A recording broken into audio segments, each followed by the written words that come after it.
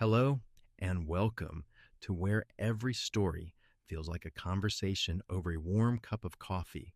The fire crackles, steam curls from your mug, and the world outside fades to a hush.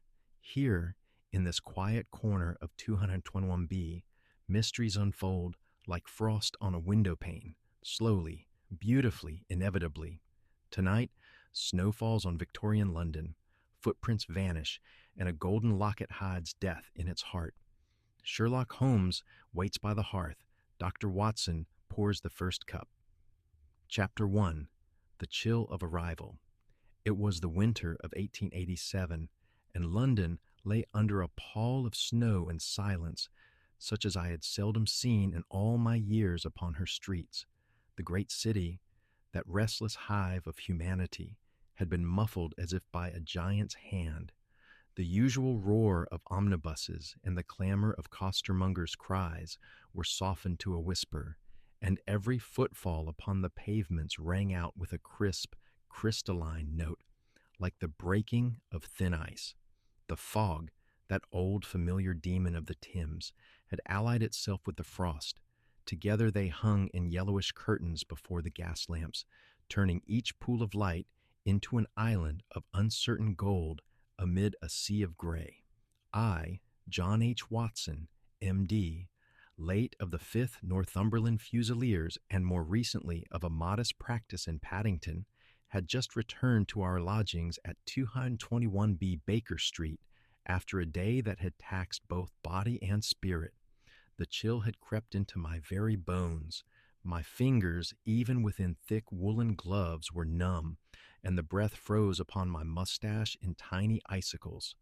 I mounted the 17 steps with the deliberate care of a man twice my age, pushed open the sitting room door, and was greeted by a wave of warmth that carried with it the mingled scents of tobacco, coal smoke, and the faint, acrid tang of Holmes's latest chemical experiment. Fade in on the familiar sitting room at 221B Baker Street. Snowflakes drift past the frost-laced bow window, their delicate patterns etched upon the glass like lace. The fire in the grate roars, casting golden light across Persian rugs, scattered newspapers, and the clutter of Holmes's scientific paraphernalia. A violin lies upon the table beside a half-empty coffee cup. Chemical retorts bubble gently on the mantel. Watson enters, shaking snow from his greatcoat and hat, steam rising from his boots. Sherlock Holmes was reclining in his mouse-colored dressing gown, his long legs stretched towards the blaze, a cherry-wood pipe clenched between his teeth.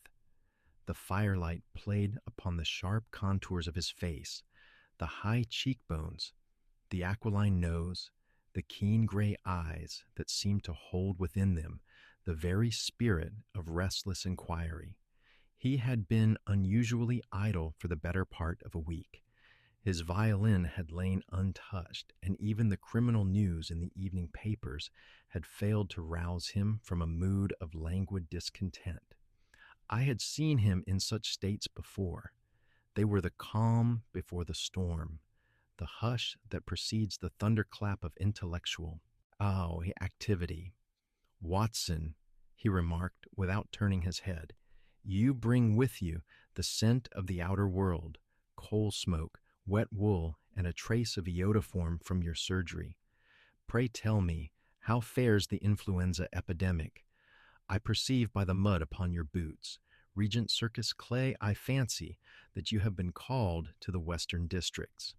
I confess I was no longer astonished by such deductions. They had become as natural to me as the beating of my own heart.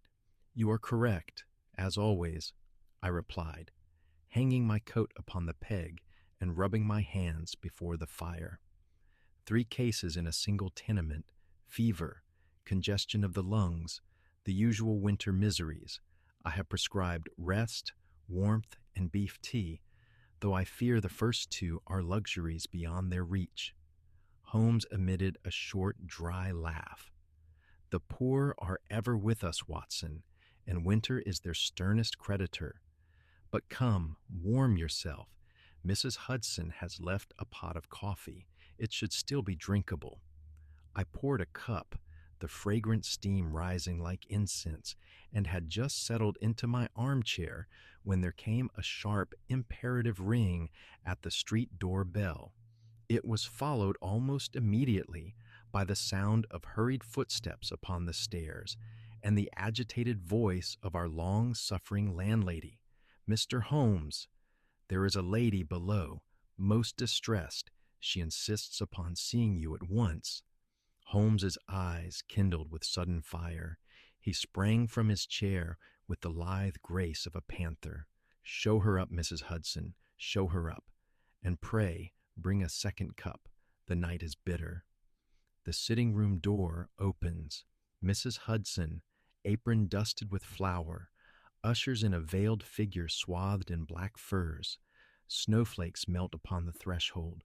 The lady's gloved hands tremble as she clutches a small reticule of Russian leather. Close up. Her veil lifts slightly, revealing eyes red-rimmed with weeping, cheeks pale as marble.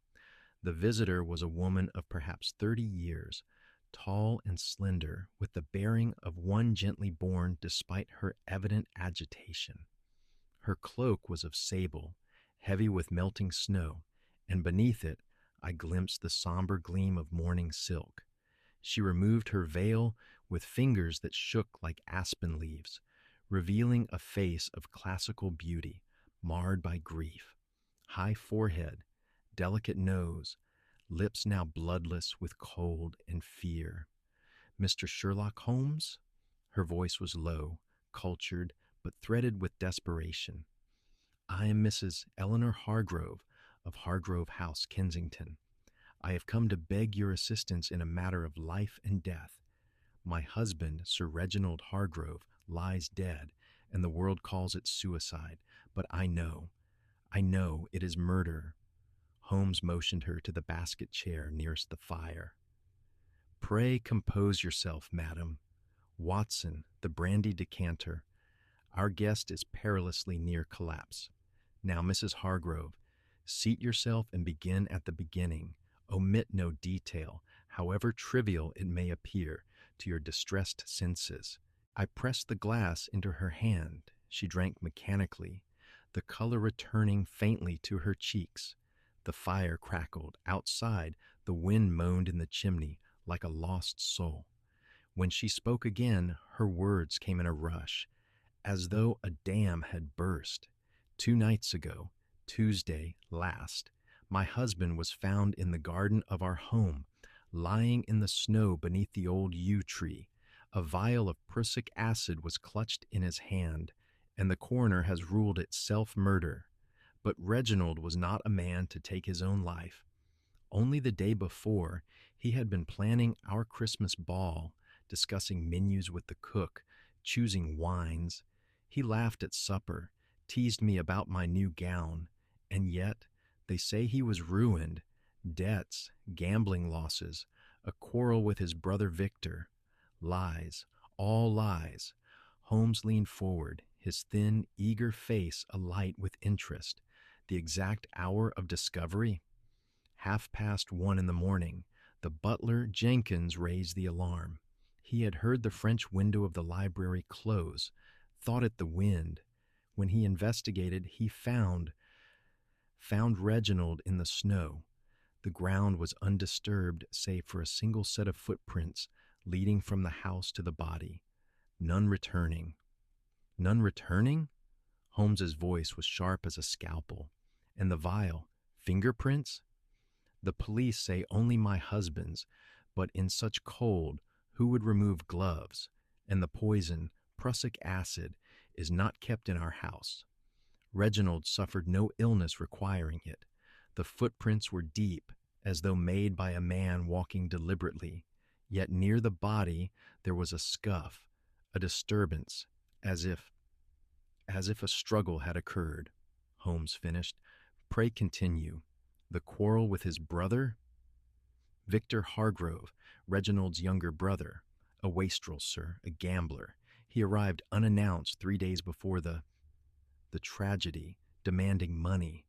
Reginald refused. There were harsh words in the library. Victor stormed out, vowing revenge. And there was another matter, an heirloom necklace, an antique locket said to hold a family secret. Reginald had only recently acquired it from an auction at Christie's. He wore it that night beneath his shirt. It was gone when they found him. Flashback, night. The moonlit garden of Hargrove House. Snow falls softly. Sir Reginald, a distinguished man in evening dress, staggers beneath the yew tree, clutching his throat. A gloved hand reaches from the shadows, snatching a golden chain. Footprints lead away into swirling fog. Cut back to the sitting room. Mrs. Hargrove's hands twist the reticule, tears glittering in her eyes. Holmes was pacing now, his dressing gown swirling like a storm cloud. The locket, describe it. Gold, oval, heavily engraved with symbols, almost runic. Inside, a miniature portrait of our great-grandfather, Sir Geoffrey Hargrove, who made the family fortune in the Indies. Reginald believed it contained a hidden compartment, perhaps a map or deed. He was obsessed with it these past weeks. And the guests at your last dinner party? Only family and close friends. Victor, of course, Mr. Elias Crowe, a financier who held some of Reginald's investments, Dr. Hawthorne, our physician, and Miss Lydia March, Reginald's ward. A quiet evening, charades, music. Nothing amiss until... Until? Holmes pounced. Until I retired at 11. Reginald remained below, saying he wished to examine some papers. The next I knew, Jenkins was pounding on my door. Holmes stopped before the window, staring out at the swirling snow. One final point, madam. This Mr. Crowe, what is his reputation? A hard man, sir, but honest in his way. He warned Reginald against Victor's extravagance. And yet, a servant saw a cloaked figure near the garden gate that night, after midnight. Too tall for Victor, too slight for Jenkins. The clock upon the mantel struck midnight. The sound reverberated through the room like a funeral knell. Mrs. Hargrove rose, pulling her cloak about her. I have the locket's auction catalog and a list of the dinner guests. Will you come? Will you prove my husband's death was no suicide? Holmes's smile was thin but triumphant. Madam, we shall do more than prove it. We shall unmask the murderer. Watson, your hat and coat. The game is afoot. Key visual moment marked for thumbnail shallow image creation. Holmes silhouetted against the frosted window, pipe smoke curling like question marks, while Mrs. Hargrove stands in the firelight, her face a study in desperate hope. Overlaid text. The winter case begins. As the door closed behind our client and the hansom cab rattled away into the night, Holmes turned to me with eyes ablaze. A capital problem, Watson. Observe poison administered indoors, yet death in the garden, footprints leading to but not from the body, classic misdirection, the missing locket, key to motive, and the cloaked stranger. We begin at dawn. Pack your revolver. Winter hides many secrets beneath its mantle of snow. I felt the old thrill course through my veins. The hunter's instinct awakened. Outside, the storm howled, but within 200 J Baker Street, the chill of arrival had given way to the heat of pursuit. Little did I know how deep into winter's grip this case would draw us, nor what shadows waited beneath the silent snow. Chapter 2. Shadows in the Snow. The morning of the 23rd of December dawned with a pallid, reluctant light that struggled through the frost flowers upon our window panes. London lay in the grip of a hard frost. The snow of the previous night had frozen into a crisp crust that rang beneath the wheels of the four-wheeler we hailed at the corner of Baker Street. Holmes, wrapped in his long ulster and ear-flap traveling cap, was already at the curb, his breath rising in white plumes as he gave the driver the address. Hargrove House, Kensington, double fare if you make it in 20 minutes. I clambered in beside him, my medical bag upon my knees, for one never knew when a bullet might need extracting or a wound staunching in the course of Holmes's investigations. The cab lurched forward, the horse's hooves struck sparks from the icy cobbles, and the bells upon its harness jingled like a mocking Yuletide carol. Exterior, Baker Street at dawn. Gas lamps still burn pale against the snow.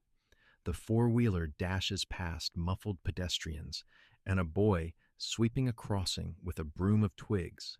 Cut to interior. Holmes and Watson side by side, frost blooming on the windows. Holmes sketches rapid diagrams in his pocketbook. Watson peers out at the passing winter city. Holmes was in high spirits. The lethargy of the past week banished as completely as though it had never existed. "Observe, Watson," he cried, tapping the window with a gloved finger. "The snow preserves every secret like a photograph upon a glass plate. A single boot print may tell us more than a dozen witnesses. Mark. How the crust bears the weight of a heavy man here. See the deeper impression beside the lamp-post. A constable on his beat, no doubt. But farther on, lighter, quicker steps. A woman's, I fancy, judging by the narrow heel. London writes her diary upon the pavement each night, and we have but to read it." The cab swung into Kensington, where the houses grew larger and the gardens deeper. Hargrove House stood at the end of a cul-de-sac, a solid red brick mansion of the early Georgian period, its facade half hidden by ivy now stiff with rime. Iron railings enclosed a front garden where evergreen shrubs stood like sentinels beneath their load of snow, and a gravel drive swept in a wide curve to the portico. The house wore mourning already. Black crape fluttered from the knocker, and the blinds were drawn in every window, save those of the upper floor. The cab halts with a crunch of wheels. Holmes leaps down, pays the driver with a flourish. The great front door opens. Mrs. Hargrove, pale but composed in a gown of violet silk, stands framed in the aperture. Behind her, the hall is dim, lit only by a single gas jet turned low. Snow swirls in through the open door. Mrs. Hargrove greeted us with the controlled desperation of a woman who has passed a sleepless night. "You are prompt, Mr. Holmes. The police have come and gone. Inspector Lestrade was here at first light, poking and prying, but he sees nothing beyond the obvious. The garden is untouched since the discovery. This way." She led us through the house, past a drawing room where dust sheets shrouded the furniture like ghosts, and out through a pair of French windows that opened onto a terrace. The garden beyond was a study in monochrome: white snow, black yew hedges clipped into severe geometrical shapes, the occasional gleam of statuary half buried in drifts. The air was so cold it seemed to burn the lungs. Every breath hung visible for a moment before dissolving. Holmes paused upon the threshold, his eyes drinking in the scene with that peculiar intensity I had come to recognize as the prelude to deduction. "The body lay beneath the yew at the far end," Mrs. Hargrove said, pointing with a trembling hand. "Jenkins found him at 1:30. The vial was here." She indicated a spot upon the flagged path, now marked by rings of soot where the police had outlined the position. Holmes stepped down into the snow, his boots crunching. I followed, noting how the crust bore our weight without breaking through. A hard freeze indeed.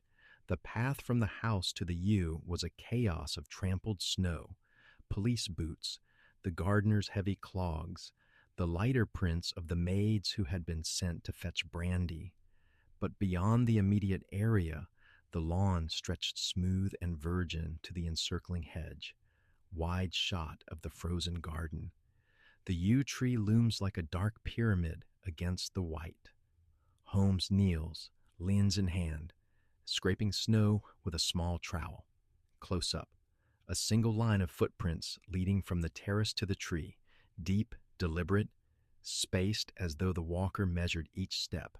Beside the tree, a dark stain upon the snow, already tinged with rust. Holmes moved like a bloodhound, nose to the ground. Observe, Watson, the footprints, made by a man of middle height, weight approximately 12 stone, wearing Wellington boots with a worn patch upon the left heel.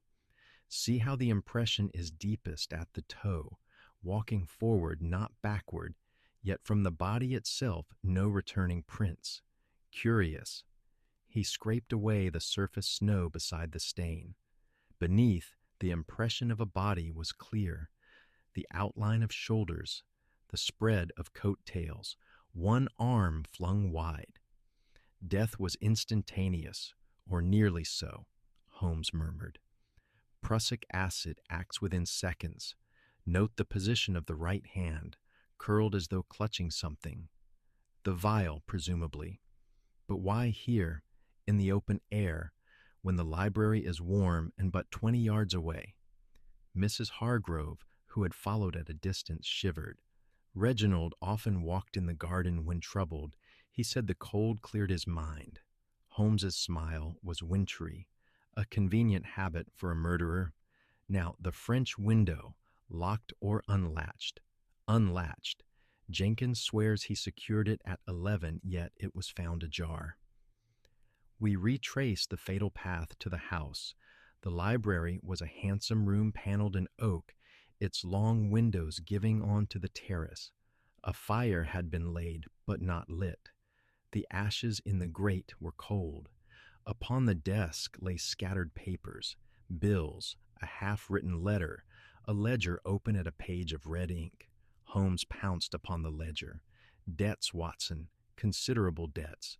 Whites, weightiers. A loan from Elias Crow at ruinous interest.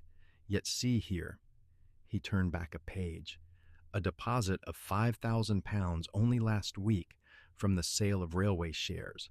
Sir Reginald was solvent, perhaps even prosperous. Suicide for financial. Ruin, unlikely. Interior library. Holmes bends over the desk, papers rustling. Sunlight through frosted panes casts diamond patterns across the turkey carpet. Watson examines a crystal decanter upon the sideboard, brandy half empty. Close up, a faint white residue at the bottom of a tumbler. I lifted the tumbler to the light. Holmes, look here, a sediment. Could this be? Prussic acid leaves no sediment, but laudanum does, or perhaps a simple sleeping draught. We shall analyze it. Now, the staff. The butler, Jenkins, was a tall, cadaverous man with the rigid bearing of an old soldier. He stood in the doorway, twisting his hands in an agony of loyalty and fear. I heard nothing, sir, until the window banged. I rose, took my candle, and saw the master lying there. I raised the alarm at once. Holmes's questions were gentle but relentless. At what hour did he retire? 11:30. Had he locked the window? Yes, with his own key. Did Sir Reginald keep prussic acid in the house? Never to his knowledge. And Mr. Victor Hargrove, when had he last been seen? Mr. Victor left the house at 10 o'clock. After a quarrel with Sir Reginald in this very room, he was intoxicated, sir, threatened to see my brother in hell before he slammed out. The cook, a plump West Country woman named Mrs. Penhaligon, confirmed the quarrel. Raised voices, something dreadful. Mr. Victor shouting about money, Sir Reginald telling him to leave and never return. Then the front door banged, and that was the last we saw of him. Holmes thanked them and dismissed them with a nod. Watson, the coal delivery. Mrs. Hargrove mentioned it was late. The scullery maid, a girl of 16 with frightened eyes, remembered. A man came just after midnight, sir, with a late delivery for the conservatory boiler. Said Sir Reginald ordered it special, but the master was in the library then. I saw the light under the door. Holmes's eyes gleamed. Describe the man. Rough-looking, sir. A scarf up to his eyes, a slouch hat. Carried the sacks himself, 2 of them, left by the garden gate. We followed the girl to the conservatory, a glass extension at the rear, filled with the skeletons of dead ferns. The boiler stood cold, its door ajar. Holmes knelt, brushed snow from the flagstones, and revealed a set of heavy boot prints leading to the garden wall. Beside them, the faint drag mark of coal sacks. The conservatory, glass panes opaque with frost. Holmes on hands and knees, breath fogging. Close up. Boot prints deeper than those in the garden, widely spaced. A scrap of coarse sacking caught upon a nail. Holmes pocketed the sacking. Coal dust upon the library carpet. See the smudge by the desk? The delivery was no delivery at all, but an entry. Our murderer came prepared. We stepped into the garden again. The wall was 8 feet high, topped with iron spikes, but a drift of snow had piled against it, forming a natural ramp. Holmes climbed nimbly, peered over, and beckoned me up. Beyond lay a narrow lane used by tradesmen. The snow there was churned by cartwheels and a single set of departing footprints. Our coalman's, no doubt. Escape this way? Holmes said. But why the garden tableau? Why not leave the body in the library? He leapt down and stood beneath the yew, eyes narrowed. Because the library would show signs of a visit, the coal dust, the open boiler, perhaps a struggle. The garden is clean, anonymous, and the single line of footprints. Ah, there is the artistry. Watson, observe how the prints begin at the terrace edge, no approach from the house. The murderer walked backward from the body to the steps, using Sir Reginald's own boots. See the identical wear pattern? A clever illusion, but the depth betrays it. The return journey was made upon the same tracks, pressing deeper. I stared, astonished. Then the scuff mark near the body? Sir Reginald, dying, clutching at his assailant. The vial was pressed into his hand post-mortem. But the locket? Holmes's voice grew sharp. Where is the locket? Mrs. Hargrove, who had watched our investigations in silence, now produced a small velvet box. The police returned his effects. The locket is not among them. Only his watch, seal ring, and pocketbook. Holmes opened the box, examined the contents with his lens. The chain is broken, snapped with force. The thief was in haste, and here... He held up the pocketbook, a torn corner of papers caught in the clasp, writing upon it in pencil, "Midnight meeting, beware the locket." Key visual moment marked for thumbnail job image creation. Holmes beneath the yew tree at noon, sunlight glinting off the lens as he holds the torn scrap aloft. Snow crystals sparkle in the air. The dark stain upon the ground looms behind him like an accusation. Overlay text, shadows in the snow. A sudden gust of wind swept the garden, whirling snow from the branches in a blinding flurry. When it cleared, Holmes was already striding toward the house. We have seen enough for one morning, Watson. The stage is set, the actors identified, but the motive? Ah, there lies the heart of the mystery. The locket holds the key, and Victor Hargrove holds the locket, or knows who does. To Baker Street, and then to the clubs. Somewhere in this frozen city, a murderer warms his hands at the fire of his crime. As we climbed back into the four-wheeler, the sun broke through for a moment, turning the snow to a field of diamonds.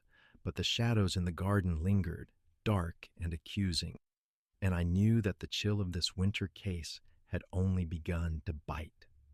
Chapter 3. The Enigmatic Heirloom. The four-wheeler deposited us at 221B Baker Street just as the short winter afternoon began to fade. A watery sun hung low over the rooftops, gilding the icicles that fringed every eave. The sky was the color of tarnished pewter, and the air carried the metallic bite of more snow to come. Holmes leapt from the cab with the energy of a man half his age, tossing the driver a half sovereign and bounding up the steps two at a time. I followed more sedately, my medical bag heavy with samples, the tumbler with its suspicious sediment, a pinch of coal dust from the library carpet, and the torn scrap of paper that had fluttered like a guilty secret from Sir Reginald's pocketbook. Exterior, Baker Street at twilight. Gas lamps flicker to life one by one, their halos trembling in the frost. Holmes's silhouette vanishes through the black door of 221B. Watson pauses to stamp snow from his boots. Cut to interior. The sitting room glows amber. Mrs. Hudson has laid a cold collation, roast beef, pickles, a plum pudding steaming in its cloth. Holmes ignores it, already shrugging off ulster and cap, rolling up sleeves as he clears the chemistry table with a sweep of his arm. Holmes's laboratory corner was soon a chaos of test tubes, spirit lamps, and the faint, eye-watering reek of reagents. He worked in silence, his long fingers moving with the precision of a watchmaker. I contented myself with a sandwich and a glass of Mrs. Hudson's excellent ale, watching the play of blue flame beneath a beaker. The sediment, he announced at last, holding a tube to the gaslight, is indeed laudanum, 20 minims, sufficient to stupefy, but not to kill. Administered in the brandy, no doubt, to render Sir Reginald tractable. The coal dust contains particles of bituminous Welsh, consistent with the sacks delivered to the conservatory, and the paper, he laid the scrap upon a sheet of white blotting paper, common penny stationery, but the pencil is a Faber No. 2, soft lid, much used by artists. The handwriting slopes backward, a left-handed writer, or one disguising his natural slant. He straightened, eyes glittering. But the crux, Watson, the locket. Mrs. Hargrove promised its auction catalogue. Until we have the heirloom itself, we grope in the dark. As if in answer, the bell rang below. Mrs. Hudson's voice floated up the stair. A parcel for Mr. Holmes, special messenger from Kensington. Holmes darted down and returned with a small leather case, sealed with black wax, impressed by the Hargrove crest, a stag rampant beneath a crescent moon. Inside, wrapped in velvet, lay the locket, close up on the chemistry table. The case opens with a soft click. Gaslight glints upon heavy gold, chased with intricate scrollwork that seems almost to writhe in the flickering flame. The oval is the size of a sovereign, thick as a biscuit, hinged at one side. Holmes lifts it reverently. The chain, broken, dangles like a golden snake. It was a magnificent piece, clearly of the early 18th century, the gold warm and buttery despite the chill of the room. Upon the obverse, a coat of arms I did not recognize. Upon the reverse, a cipher of interlaced symbols, serpents, hourglasses, a tiny death's head at the center. Holmes turned it in his fingers, then pressed with a thumbnail at a concealed spring. The lid flew open with a faint snick. Within lay not the expected miniature, but a second thinner plate of gold, hinged again. Beneath this, nothing. The compartment was empty. Curious, Holmes murmured. A secret chamber, yet rifled. See the scratch marks, fresh, made by a knife point. The thief knew exactly where to pry. He tilted the locket to the light. A faint discoloration, like verdigris, stained the inner rim. And this cyanide salts, I'll wager. Prussic acid in crystalline form, carried in the hollow. The murder weapon was the heirloom itself. I stared, aghast. A poison locket, but why carry death about one's neck? Insurance, Watson. Sir Geoffrey Hargrove, remember the portrait Mrs. Hargrove described, was a nabob in the East India Company, suspected of smuggling opium and worse. Such a device would silence a betrayer or end one's own life if capture threatened. The tradition persists in certain continental courts. But why was it emptied before the murder? He laid the locket upon a sheet of foolscap and sketched the symbols with rapid strokes. These are alchemical, quicksilver, salt, the squared circle, but arranged thus. He connected them with lines. They form a cipher. To the British Museum, Watson. Dr. Abernathy owes me a favor after the business of the Etruscan torque. Montage, Holmes and Watson in a hansom cab, rattling through twilight streets. Gas lamps blur into streaks of gold. Cut to the British Museum's cavernous hall, marble columns, glass cases of mummies, the scent of beeswax and antiquity. Dr. Abernathy, a stooped scholar with pince-nez and a dusting of snuff upon his waistcoat, peers at the locket beneath a green-shaded lamp. Abernathy's eyes widen behind his spectacles. Good heavens, Holmes, where did you unearth this? It is the Hargrove locket, thought lost since the 45. Sir Geoffrey was indeed a smuggler. The piece was crafted in Goa by a Portuguese goldsmith who served the Inquisition. The inner compartment, he indicated a hair-fine seam, held a glass phial of distilled prussic acid, renewed every decade. The cipher is a family motto in corrupt Latin, Mors hereditas mea, death is my inheritance. Holmes's smile was grim. And the empty chamber? Emptied deliberately. The thief needed the poison, but not the evidence of its container. Yet see here, Abernathy produced a loop, microscopic traces of wax. The phial was sealed with red wax, impressed with a signet. I have seen the Hargrove seal. It is a stag, but this impression is a rose. A second player, Holmes said softly, or a forger. My thanks, Doctor. One more question. Any record of the locket sale? Abernathy consulted a ledger. Christie's, November 14th, Lot 217. Purchased by Sir Reginald Hargrove for $220 against a reserve of $50. The underbidder was a Mr. V. H. Initials only. Victor Hargrove, I exclaimed. Precisely, Holmes said. Motive crystallizes. But the rose seal, new threads in the web.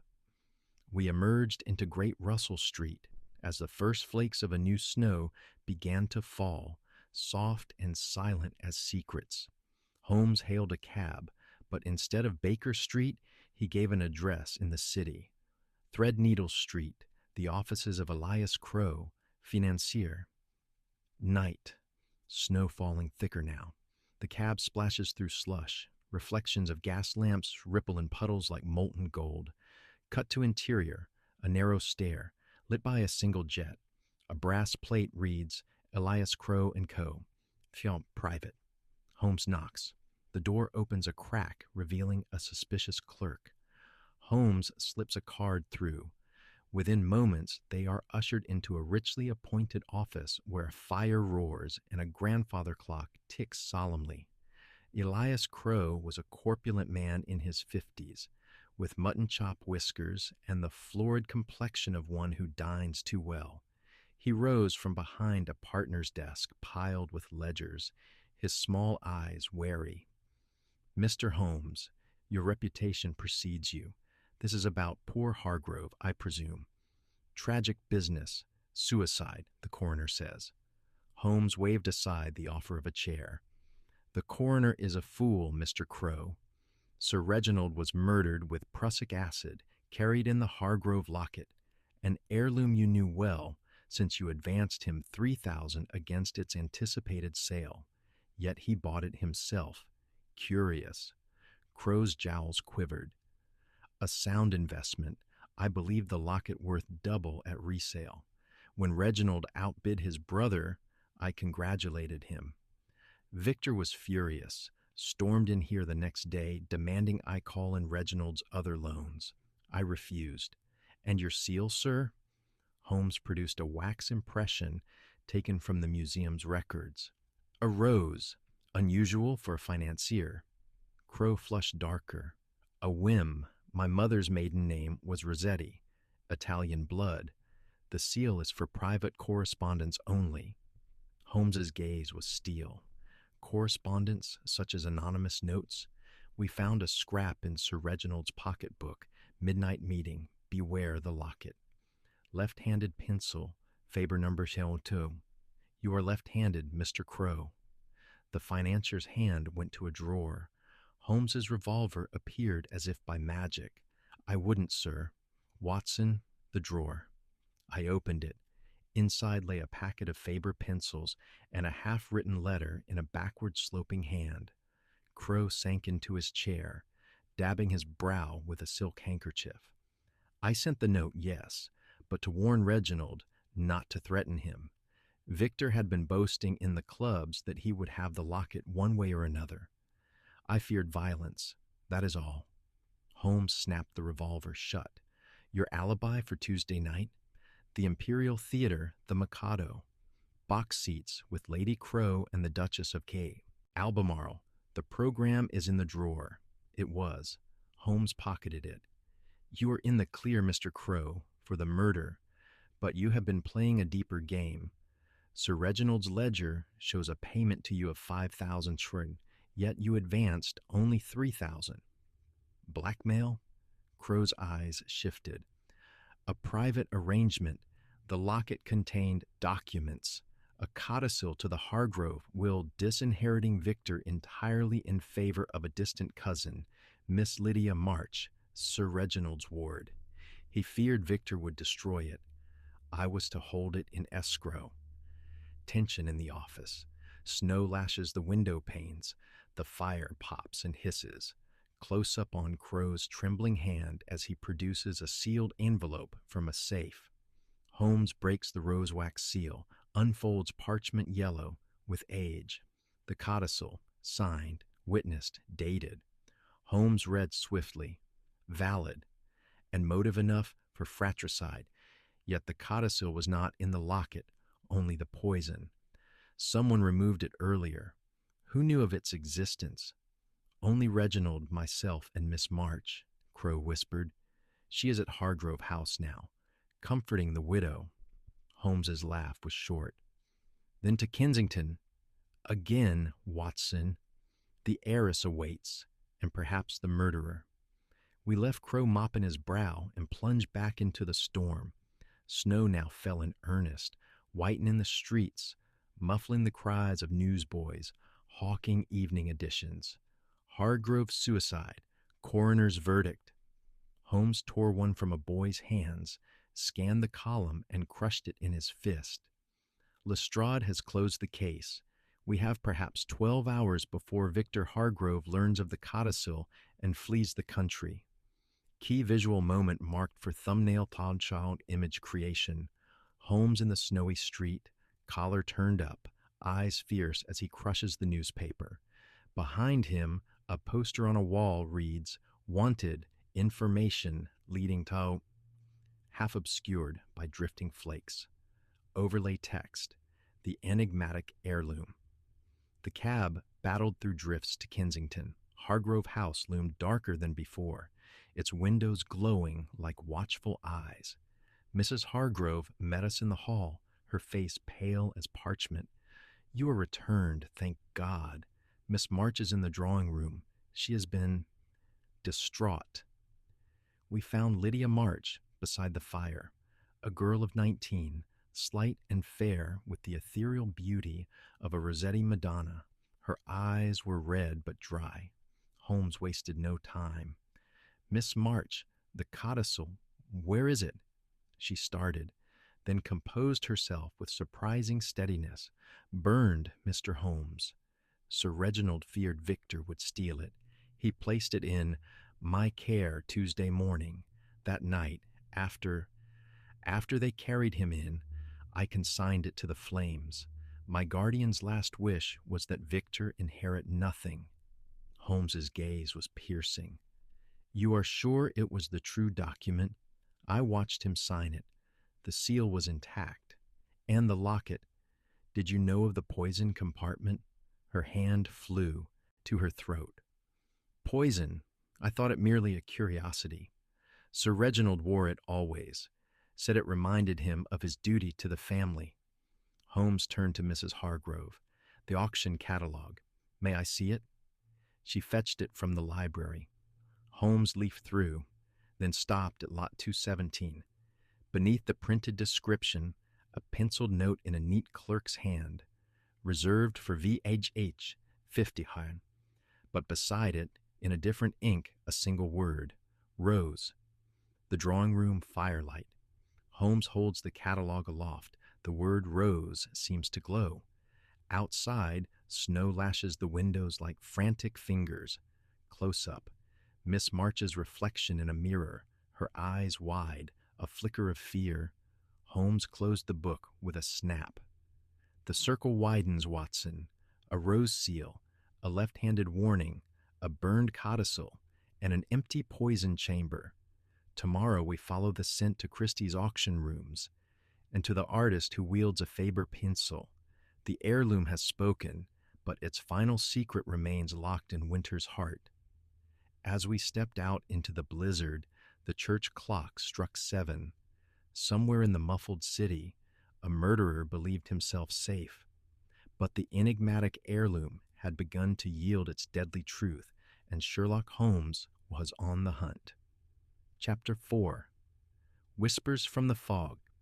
The storm that had threatened all day broke over London in the small hours, a wild, wet wind that hurled sleet against the window panes of 221B Baker Street and turned the snow to slush in the gutters. I had fallen into an uneasy doze in my armchair, Holmes's chemical apparatus still bubbling softly on the table, when a sudden clatter of wheels and the shrill whistle of a cab roused me. My friend was already at the window, peering through a gap in the frost flowers. A growler, Watson, four-wheeler, by the heavier tread of the horse, and the driver is swearing in broadest Cockney. He has come far and fast. He snatched his ulster from the peg. Christie's opens at 9. We must be there before the catalogues are filed away. The scent grows warm. Interior, pre-dawn gloom. A single gas jet hisses. Blue flame dances over retorts. Holmes buttons his coat, scarf wound high. Watson blinks awake, reaches for revolver and medical bag. Outside, sleet lashes the glass. A cab lamp swings like a pendulum in the gale. Cut to street. The growler skids to a halt, horse steaming, driver muffled to the eyes in wool. We plunged into the night, the cab lurching through rivers of meltwater. London was a city of ghosts, gas lamps reduced to smears of orange, the occasional constable huddled in a doorway, the river itself a black void exhaling cold vapor. Holmes sat forward, eyes gleaming, rehearsing the day's campaign. Christie's auctioneer, Mr. Phipps, knew old Sir Geoffrey in the Indies trade. He will remember the locket's provenance. Then to the apothecaries of the West End, prussic acid is not sold over the counter like Gregory's powder, and, finally, his voice dropped, to the artist who uses Faber pencils and seals with a rose, mark me, Watson, we are closing the net. Daylight came gray and reluctant, the sky the color of wet slate. Christie's King Street rooms were still shuttered when we arrived, but Holmes's card and a murmured reference to Scotland Yard gained us entry through a side door. Mr. Phipps, a thin, nervous man with ink-stained fingers, received us in the catalogue room, a cavern of mahogany desks and green-shaded lamps, the air heavy with the scent of vellum and sealing wax. The auction house, silent, cathedral-like. Dust motes drift in shafts of lamplight. Stacks of catalogues tower like ancient scrolls. Phipps adjusts spectacles, unlocks a steel cabinet. Close up, the Hargrove locket entry, lot 217, illustrated with a woodcut of the Death's Head cipher. Phipps laid the sale ledger before us. November 14th, as you see. The locket came from the estate of Colonel Morland, late of Bengal. reserved at £50 for VHRH, Victor Hargrove, but Sir Reginald bid fiercely. The underbidder's agent was a woman, veiled, paid in banknotes. She left this. He produced a card, edges gilt, bearing a single crimson rose in watercolor. Holmes's eyes flashed. The artist, name? None given. But the paint is Winsor & Newton carmine, used by the Royal Academy students. And the paper is Whatman's hot-pressed, favored by miniaturists. We thanked Phipps and stepped back into the street. Snow had ceased, but a thick fog had rolled up from the river, reducing the world to a circle of 20 yards. Hansom cabs loomed out of the mist, like phantom ships. Footsteps echoed strangely. Holmes hailed one and gave an address in Chelsea. Tite Street, number 46, the studio of Miss Beatrice Lockwood, fog-bound London. The cab's lamps cut tunnels of yellow, sounds muffled. Distant church bell, a dog barking, the slap of the horse's hooves in slush. Cut to Tite Street, narrow, artistic, gas lamps flickering before pastel-colored doors. Number 46, sap green, a brass knocker shaped like a painter's palette. Beatrice Lockwood was a striking woman of 30, tall, with raven hair coiled beneath a velvet beret and the pale, fine-boned face of a Burne-Jones angel. Her studio smelled of turpentine and damp wool. Canvases leaned against the walls, portraits, allegories, a half-finished study of Ophelia drowning among frozen reeds. She regarded us with cool green eyes. "Mr. Holmes, your reputation precedes you, though I confess I expected the police." Her voice was low, cultivated with a trace of amusement. "How may a painter of miniatures assist the great detective?" Holmes laid the rose card upon her easel. "You painted this. It was left at Christie's after the Hargrove locket sale. You bid on behalf of Victor Hargrove." She did not flinch. "I did. Victor is an old friend. Promised me a commission if he secured the piece. He believed it contained a map to family jewels buried in Bengal. Romantic nonsense, but he paid in advance." She opened a drawer. A sheaf of Faber pencils rolled out. "Left-handed, as you see. And my seal." She produced a silver stamp, the rose beautifully chased. The studio, north light filtered through fogged skylights. Paint brushes in jars, a palette crusted with vermilion. Close up, Miss Lockwood's left hand, ink-stained, pressing the rose seal into a blob of scarlet wax. The impression matches the locket's inner rim perfectly. Holmes's tone was silk over steel. "You warned Sir Reginald, midnight meeting, beware the locket." "Why?" Her composure cracked. "Because Victor was desperate. He owed Elias Crowe 5,000, and Crowe was pressing. Victor believed the locket held the codicil disinheriting him. He spoke wildly of confrontation, even violence. I sent the note to urge caution, nothing more. And Tuesday night, I was here, painting. My maid will confirm." She rang a bell. A sleepy girl in a mob cap appeared, nodding vigorously. Holmes bowed. "Your candor does you credit, Miss Lockwood. One final question. The apothecary who supplied the prussic acid. You purchased it, I fancy, to mix a particular pigment." Her eyes widened. "Shields green, arsenic-based, but I needed a trace of cyanide to fix the color. I bought it from Harvey & Son, Bond Street, on Monday. The ledger will show." We left her pale and trembling, the fog closing behind us like a curtain while the cab splashed toward Bond Street, the city now fully awake, costermongers' barrows, crossing sweepers, the smell of hot chestnuts and wet horse. Harvey & Son was a discreet establishment, its windows filled with crystal jars of colored powders.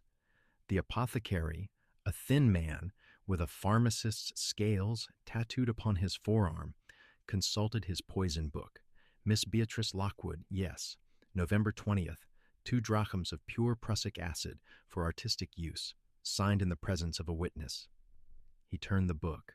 The signature was elegant, left slanting. Holmes's smile was grim, enough to kill a dozen men, yet the dose was precise, 1 drachm in the laudanum laced brandy.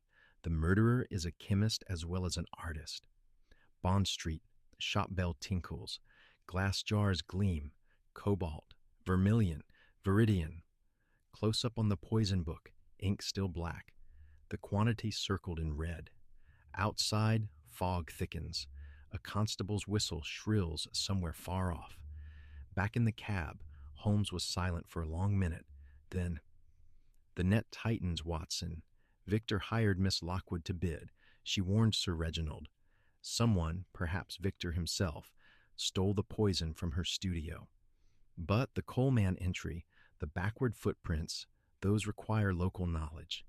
Someone in the house is complicit." He leaned out and redirected the driver.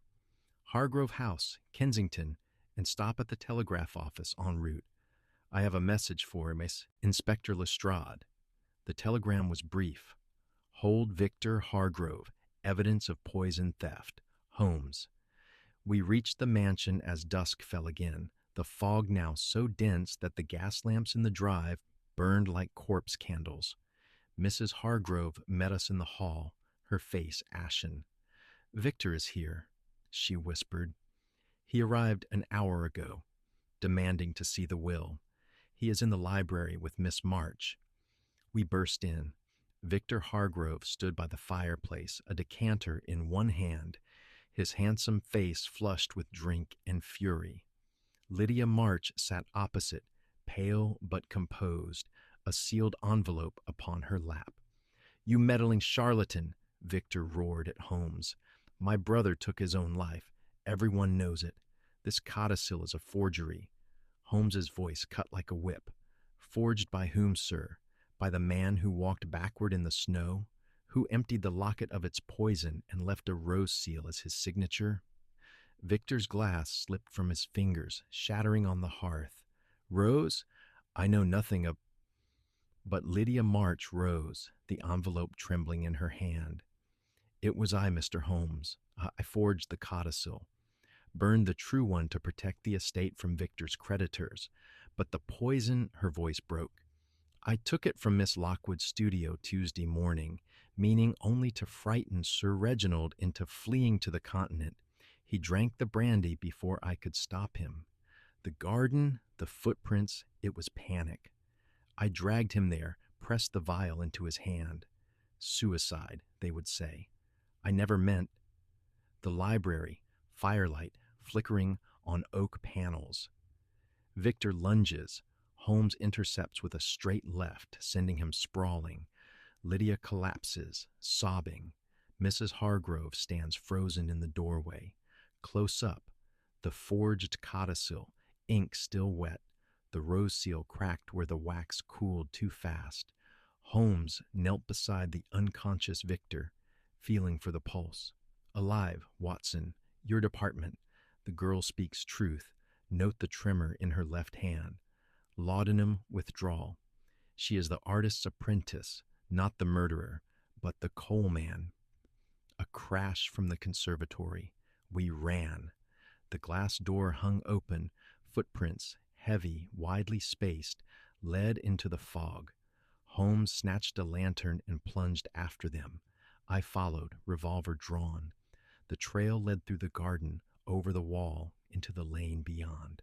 There, half buried in slush, lay a slouch hat and a coal sack, and caught upon a thorn bush, a scrap of scarlet silk embroidered with a tiny rose. Key visual moment marked for thumbnail Pahok image creation. Holmes in the fog-shrouded lane, lantern raised, the scarlet silk fluttering like a bloody flag. Behind him, the mansion's windows glow faintly, sleet swirls in the lamp beam. Overlay text, whispers from the fog. Holmes's laugh was soft, almost admiring. "The accomplice flees, Watson, but he leaves his signature. The rose blooms in winter and the net closes tighter. Tomorrow we follow the silk to its source. and the murderer to his doom. We returned to the house. Lestrade's men were already arriving, summoned by the telegram. Lydia March was led away, weeping. Victor, groaning, was handcuffed. Mrs. Hargrove stood alone in the hall, the fog pressing against the windows like a living thing. Holmes laid a gentle hand upon her shoulder. "Courage, madam. The whispers are silenced. The truth speaks clear." Outside, the fog began to lift, revealing a sky pricked with stars. But the chill lingered, and somewhere in the city, a man with a rose seal ran through the night, his breath white as guilt. Chapter 5. The Midnight Rendezvous. The fog that had cloaked London all day thinned to a silver veil by 10 o'clock, and the frost that followed it was cruel. Every iron railing wore a beard of ice. Every footprint in the snow was rimmed with glittering crystals. Hargrove House stood silent, its windows shuttered, the black crape on the knocker stiff as a board. Inside, Lestrade's men tramped the corridors, cataloging evidence, while Lydia March, pale as a corpse herself, was led away to a cab bound for the cells at Vine Street. Victor Hargrove, nursing a bruised jaw and a worse headache, had been removed an hour earlier, protesting his innocence in language more suited to the Billingsgate fish market. Holmes and I remained in the conservatory, where the broken door still swung on its hinges, and the coal boiler gaped like a black mouth. The scarlet silk handkerchief lay upon the flagstones, the embroidered rose now dark with melted sleet. Holmes lifted it to the lantern, turning it this way and that. "Silk crepe de chine," he murmured. "Hand-rolled hem, Parisian. The monogram is almost obliterated, CDR, but the needlework is exquisite. A lady's token, Watson, and a careless one. Our coalman is no common rough.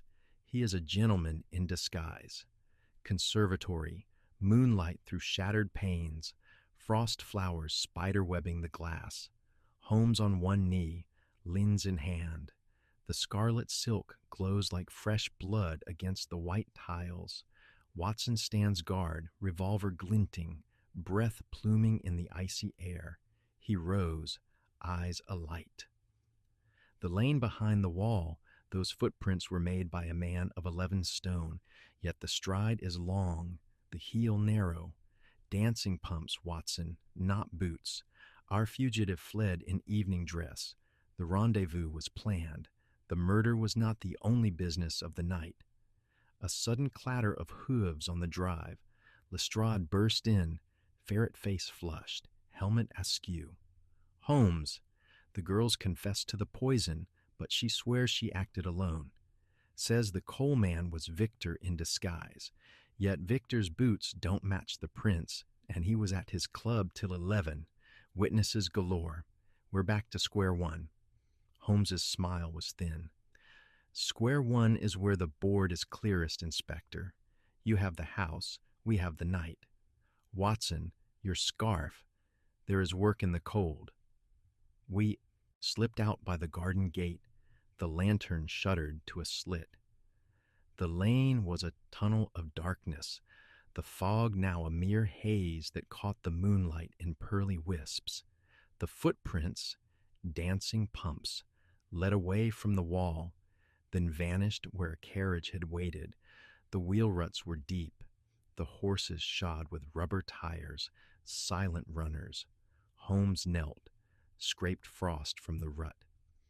Clarence Brome, new paint, crest on the door, a stag beneath a crescent moon.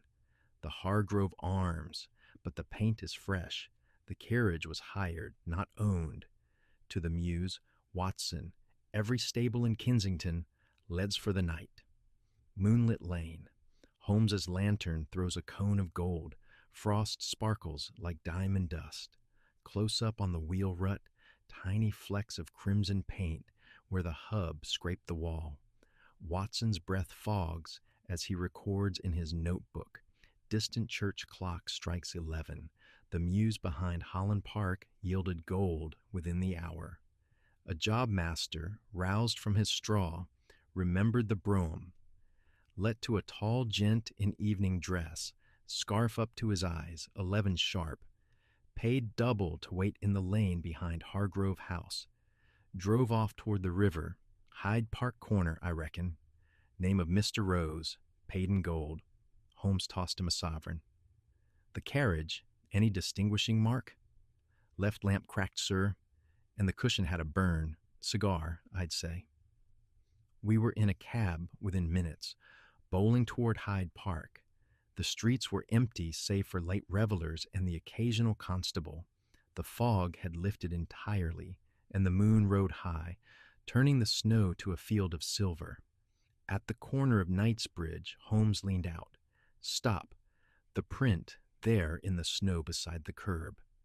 A single set of dancing pumps, leading from the park railings to a patch of churned slush where the brougham had halted again, and caught upon the iron spike of the railing a second scrap of scarlet silk, torn larger this time, the monogram clearer, C de R. Holmes's eyes blazed. Comte de Rochefort, French émigré, known at the diplomatic club. He was Sir Reginald's guest at dinner 3 weeks ago. The plot thickens, Watson. To the Embassy Club, St. James's, and pray the night porter is still on duty. Hyde Park, moonlit snow, bare trees like black lace. The brougham's tracks curve toward the Serpentine, then vanish on the hardened road. Holmes vaults the railings, lantern swinging. The silk flutters like a signal flag. Cut to cab interior. Holmes sketches the monogram in his pocketbook. Watson checks his revolver. The Embassy Club in Cleveland Row was a bastion of mahogany and cigar smoke, its windows still glowing. The porter, a former sergeant major, recognized Holmes at once. Mr. Holmes, you'll be wanting the Comte de Rochefort. He was here till past midnight, left in a hurry, paid his bill in gold sovereigns, said he had a midnight appointment at the frozen river. Holmes's voice was sharp. The river? The Thames is half frozen at the edges. Where exactly? Below Westminster Bridge, sir. Skating party for the French legation. Torches, music, the lot. But the Comte never arrived. His valet collected his skates an hour ago. We were in the cab again, racing toward the embankment. The river lay before us like a ribbon of black glass, the ice along the margins gleaming under the moon. A dozen torches flickered on the Lambeth side, and the faint strains of a waltz drifted across the water. Skaters in evening dress, laughter, the scrape of blades on ice. Holmes paid the driver, and we descended the slippery steps to the ice. The party was in full swing. Diplomats in fur-lined cloaks, ladies with muffs, a brazier's glowing red, but no Comte de Rochefort. A young attaché, flushed with champagne, remembered him. Rochefort. He arrived just after midnight, agitated, asked for Sir Reginald Hargrove. When told Sir Reginald was not expected, he muttered something about the locket and skated off toward the center of the river. Alone. Holmes's gaze swept the ice. The center, where the current runs strongest. Watson, your arm. We borrowed skates from a footman and struck out across the frozen Thames. The ice groaned beneath us, but held. The moon turned the scene to a dream-prick fairyland. Halfway across, Holmes halted, lantern raised.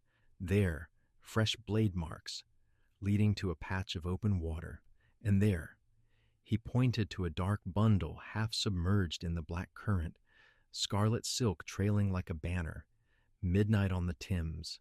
Torches flicker in the distance, waltz music faint. Holmes and Watson glide across the ice, breath pluming, close up. The open water, steam rising. The Comte's body face down, evening cloak spread like broken wings. The scarlet handkerchief floats nearby, the rose now black with river water. We hauled him to the ice. The Comte de Rochefort was dead, frozen stiff, a look of surprise on his aristocratic features. In his gloved hand, clenched tight, was the Hargrove locket, the chain repaired with a twist of gold wire. Holmes pried it open.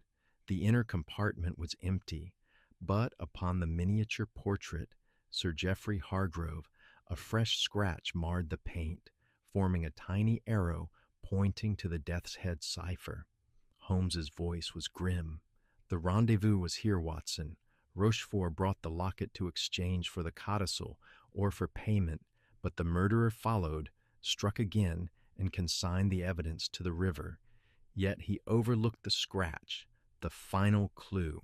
He examined the ice around the hole. Skates removed here. See the blade marks? The killer pushed Rochefort through, then skated away, but the current carried the body downstream. The locket snagged on the Comte's glove. We have him, Watson, within the hour. Key visual moment marked for thumbnail Jower image creation. Holmes on the moonlit ice, lantern raised over the Comte's body. The locket glints in the dead man's hand.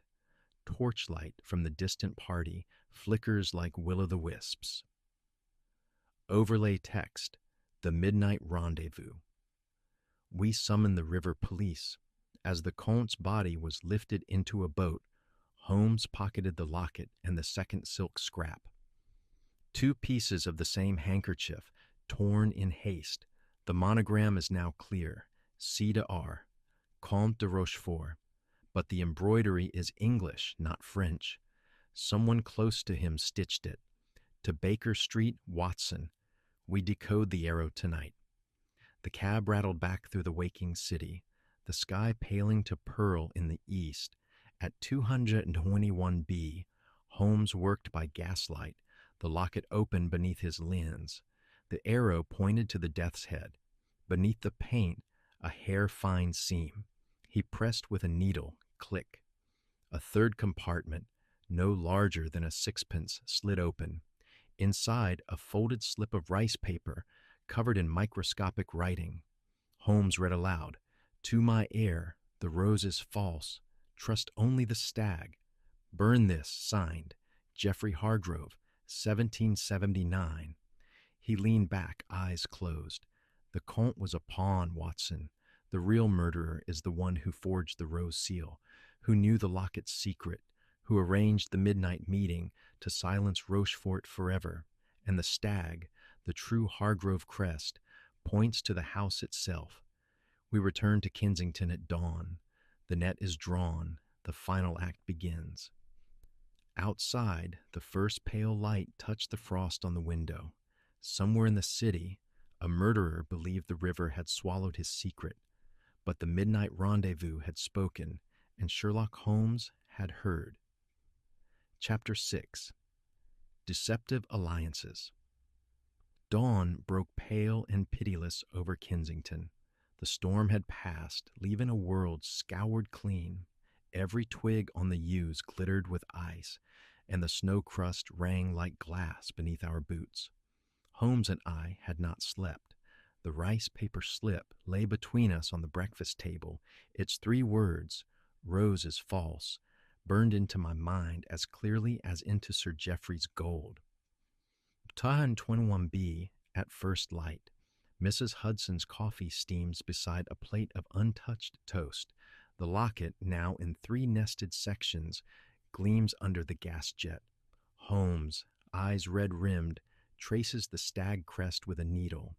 Holmes spoke without looking up. The stag is the true seal. The rose is the lie. Someone in Hargrove House forged the rose, murdered Sir Reginald, then silenced the Comte to bury the codicil. We return, quietly.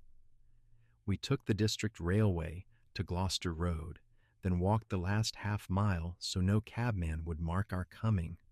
Hargrove House appeared deserted. Even the black crepe had been taken in. A single curl of smoke rose from the kitchen chimney. Holmes tried the garden gate, unlatched. We slipped through the shrubbery to the conservatory. The broken pane had been boarded. Fresh coal dust lay upon the sill. Inside, the boiler door stood ajar. Holmes knelt, brushed away frost, and revealed a narrow footprint, small, high-arched, a woman's indoor slipper, conservatory, gray light through frosted glass.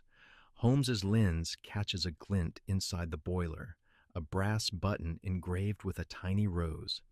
Watson's breath fogs as he stands watch. He pocketed the button. Our rose bearer hid here after the murder, but why return? A soft footstep on the gravel outside. We froze. Mrs. Hargrove appeared in the doorway, cloaked in black, a lantern in her gloved hand. Her face was composed, but her eyes held the dull sheen of sleepless nights. Mr. Holmes, I thought you might come before the inquest. The police have released the house. I wish to walk the garden once more. Holmes rose smoothly. Alone, madam? At 6 in the morning? She hesitated. Jenkins is within. He insisted on lighting the fires. Holmes's smile did not reach his eyes. Then let us light one together. In the library. We followed her through the French windows. The library fire was newly laid. Kindling crackled. Upon the desk lay Sir Reginald's ledger, open at the page of debts. Holmes flicked it shut. Madam, the Comte de Rochefort is dead, murdered on the Thames ice. He carried the locket and a warning from 1779. The rose seal is a forgery. Who in this house possesses both skill and motive to craft it? Mrs. Hargrove's hand went to her throat. I know nothing of seals. Holmes produced the brass button. This was found in the boiler. It matches the row on your morning gown. See the missing fastening at the cuff? She stared, color draining. I lost a button days ago. Anyone might... A crash from the hall. Jenkins burst in, face livid, a poker in his hand. Madam, the safe is open. The codicil, it's gone. Holmes was across the room in 3 strides. The wall safe behind the Reynolds portrait yawned empty. Upon the carpet lay a single crimson petal, fresh, impossibly bright against the dust. Library, firelight leaps. The safe gapes like a black mouth. The petal glows. Close up. Jenkins' knuckles white on the poker. Mrs. Hargrove sways, clutching the desk. Holmes lifted the petal with tweezers. Rosa Gallica, hothouse, not garden.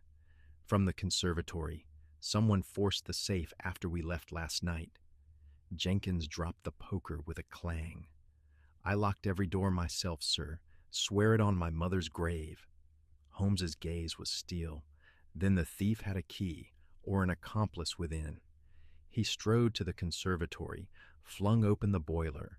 Inside, among the clinkers, lay a twisted key and a scrap of scarlet silk, matching the Comte's handkerchief.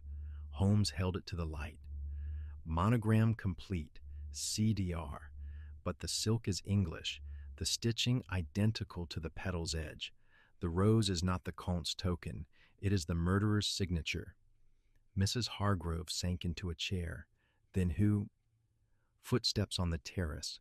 We turned to see a slight figure in a traveling cloak, Lydia March, released on bail, her face streaked with tears. In her hand she clutched a sealed envelope. I took it, she whispered, the true codicil. I hid it in the conservatory boiler last night, meaning to burn it, but someone was already there. Holmes took the envelope. The seal was the stag, intact, inside the original codicil, disinheriting Victor in favor of Lydia. Signed, witnessed, dated. He looked at her gently. You are innocent of murder, child, but who knew the hiding place? She pointed a trembling finger at Jenkins. He followed me. I thought he meant to protect me, but he had a lantern and a rose in his buttonhole. Jenkins bolted. Holmes tripped him with the poker. I pinned him as he thrashed. From his pocket tumbled a duplicate key and a small rose seal stamp, fresh wax still clinging. Holmes's voice was ice. Butler, forger, murderer, you crafted the rose seal, poisoned the brandy, staged the garden tableau. You killed the comte to silence him. Why? Jenkins spat. Because the old man promised me a legacy, £5,000, if I kept Victor from the bottle and the tables. When Sir Reginald changed the will, he laughed. Said I'd get nothing but wages. I forged the rose, used the comte as go-between, then drowned him when he demanded more. The girl's confession was a gift. Mrs. Hargrove rose, regal in her grief. You served this house 20 years, Jenkins, and for gold. Holmes signaled Lestrade's men waiting outside. As Jenkins was led away, he turned to Mrs. Hargrove. The deceptive alliance is broken, madam. The stag triumphs. The rose withers. Chapter 7. The Frozen Trail. The sun rose blood red over Kensington, staining the snow with the color of accusation.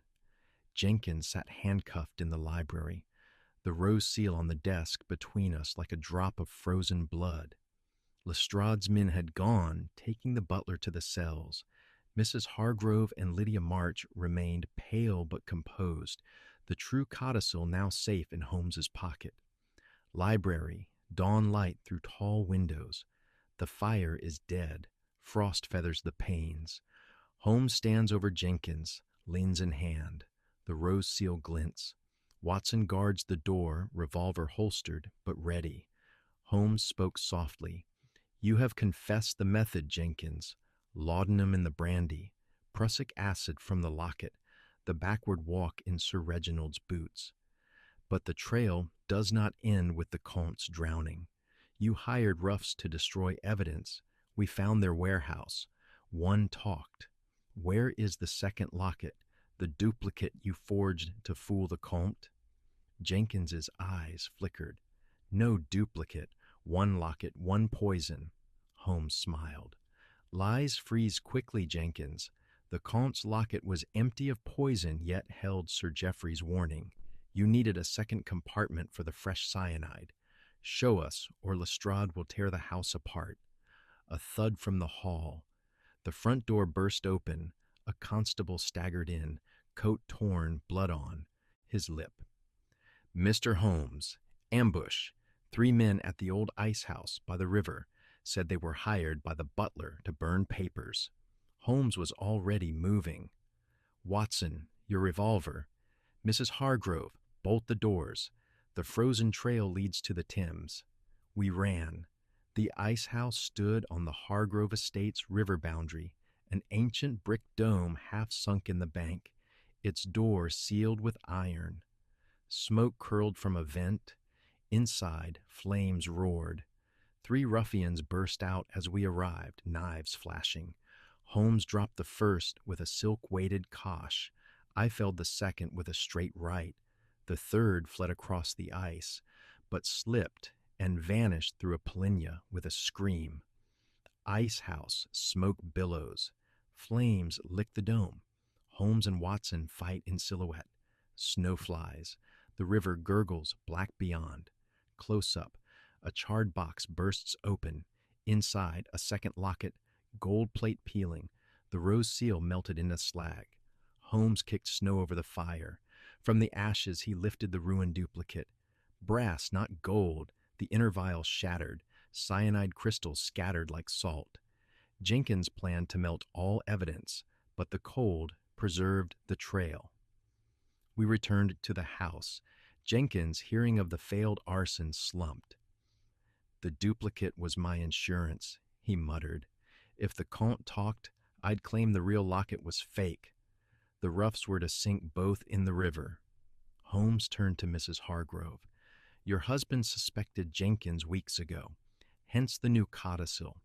The butler's alliance with the comte was deception from the start. The frozen trail ended in the library. Holmes laid both lockets, true and false, side by side. The stag spoke true. The rose lied. Case closed. Chapter 8. Betrayal Unveiled.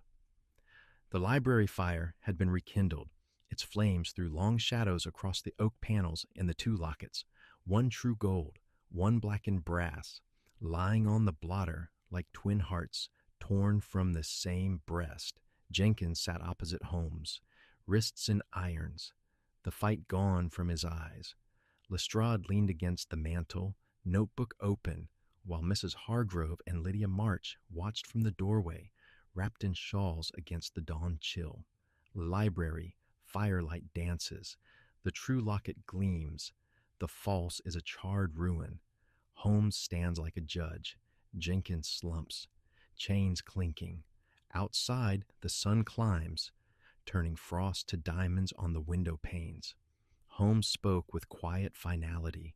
You have confessed the poison, the footprints, the Comte, the arson.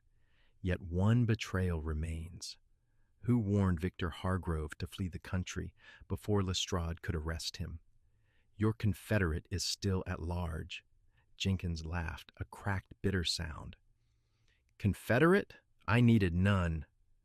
Victor guessed the codicil existed. He fled on his own. Holmes produced a telegram from his pocket. Received at Victor's club at 7 this morning. Stag triumphs. Fly. Sent from this house. Postmark Kensington. Your handwriting. Jenkins disguised, but the slope betrays you. The butler's face crumpled. I only meant to save him the gallows. He is the last Hargrove. Mrs. Hargrove stepped forward, voice trembling with fury. You murdered my husband, drowned the Comte, and now you plead family loyalty? You are no servant. You are a serpent. Holmes raised a hand. The serpent had help. The telegram was handed to a page boy at the club by a veiled lady. Lydia? The girl flinched. I sent no telegram. Holmes turned to the desk, opened the ledger we had examined days before. A fresh page had been torn out. The stub bore indentations. He held it to the firelight. Stag triumphs. Fly. Written in violet ink. Lady's notepaper. The scent is lily of the valley. Miss March, your handkerchief. Lydia's hand flew to her pocket. The square of lawn was missing. It was in my reticule last night. Someone... A soft gasp from the doorway. The housemaid, Ellen, stood frozen, eyes wide. In her apron pocket, the corner of violet notepaper peeped out. Holmes was upon her in 2 strides. You, child, Jenkins's niece, placed here 5 years ago. You stole the paper, sent the warning. Why? Ellen burst into tears. Uncle said Victor would hang if caught. He promised me £50 to post the note. I never knew about the murders. Lestrade snapped cuffs on the weeping girl. Jenkins lunged, chains rattling, but Holmes pressed him back. Enough. The alliance is fully unveiled. Butler, niece, roofs, Comte, all pawns in your game of greed. Sir Reginald discovered your embezzlement.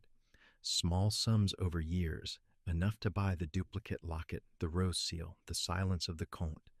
When he changed the will, you struck. Jenkins nodded dully. He found the forged ledger, laughed, said he'd turn me over to the magistrates on Boxing Day. I had no choice. Mrs. Hargrove's voice cut like winter steel. You had every choice. You chose betrayal. Holmes gathered the lockets. The case is complete. Lestrade, you're prisoners. Mrs. Hargrove, the estate is yours and Miss March's. The stag has prevailed. Chapter 9. The Gathering Storm. A hard north wind swept London clean of fog and mercy alike. By noon, the sky was iron, the temperature plummeting. Every breath hung like a ghost. Hargrove House stood empty, save for Mrs. Hargrove, Lydia March, and a single constable at the door. Jenkins and his niece had been removed to Bow Street. The ice house ashes were cold. Yet Holmes lingered in the library, pacing before the fire, the 2 lockets clicking in his palm like dice of fate. Library, blazing logs throw crimson light across the stag-crested andirons. Outside, snow lashes the windows in horizontal blades. Holmes paces. Watson warms his hands at the hearth.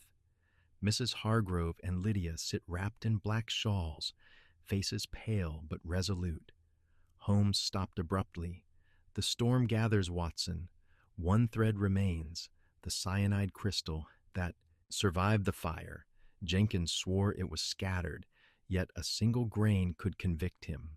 Where is it? He knelt, lens to the turkey carpet. A faint sparkle caught the light, a microscopic shard, no larger than a pinhead, half buried in the weave. Holmes lifted it with tweezers.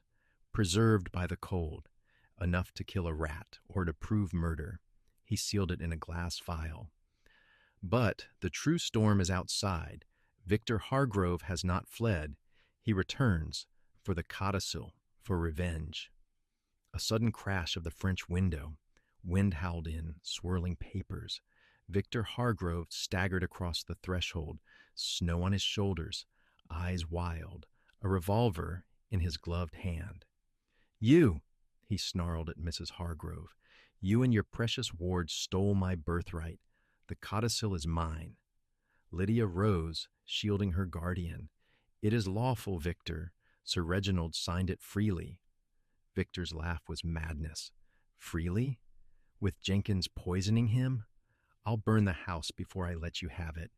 He leveled the pistol. Holmes stepped between them, calm as winter itself. "Put it down, Victor. The game is over. Jenkins confessed.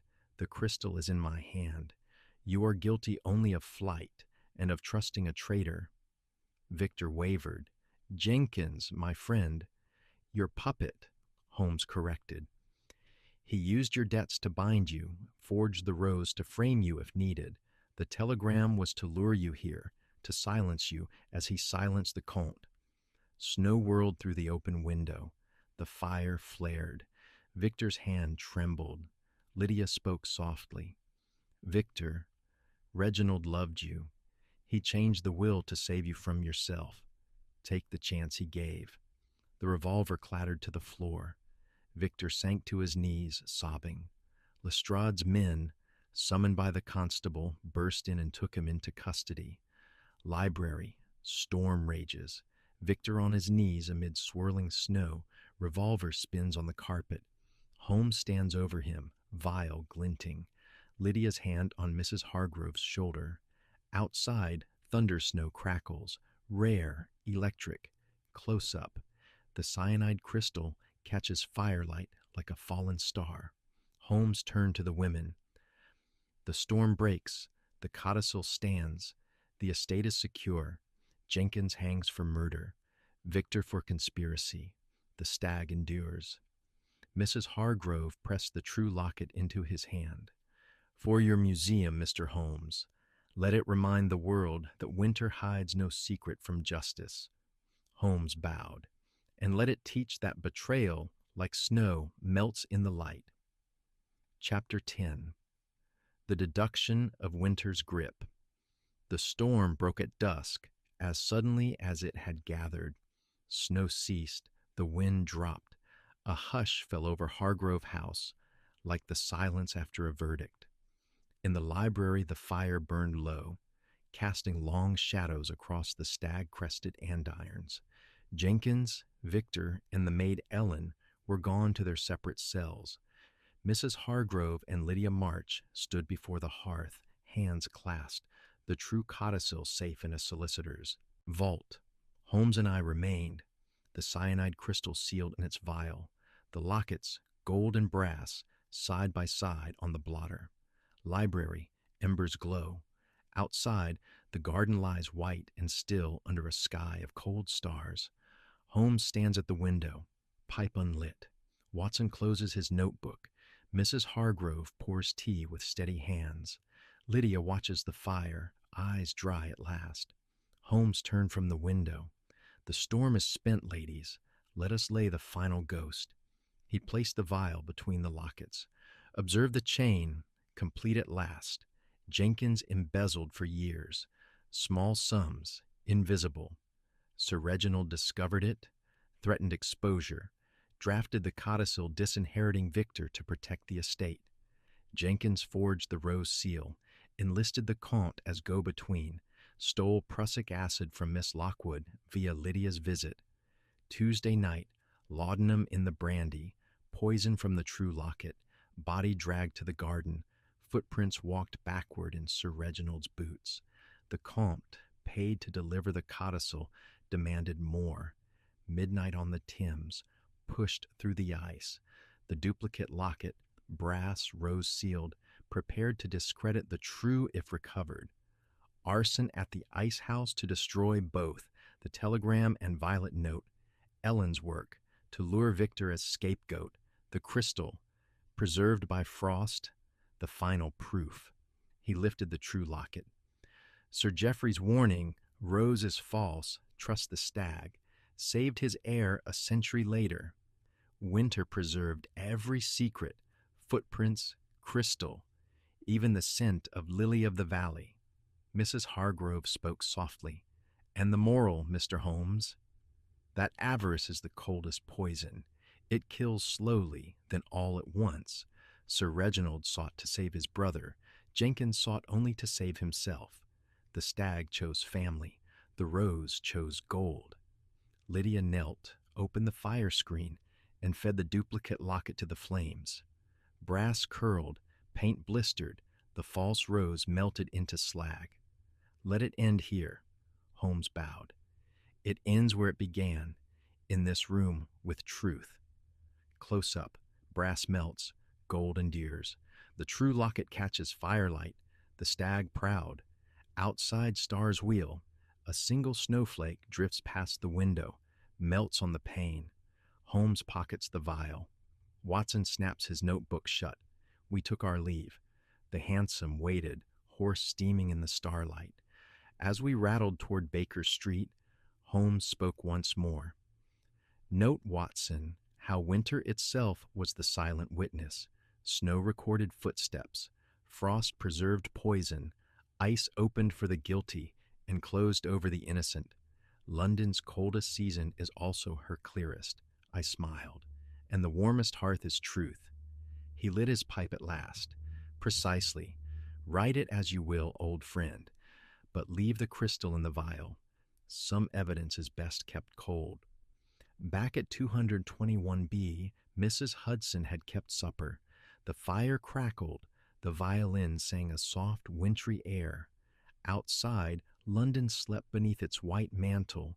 Secrets buried, justice served. Thus ended the winter case of death. A reminder that even in the deepest frost the stag endures, and the rose, false as it is, must wither.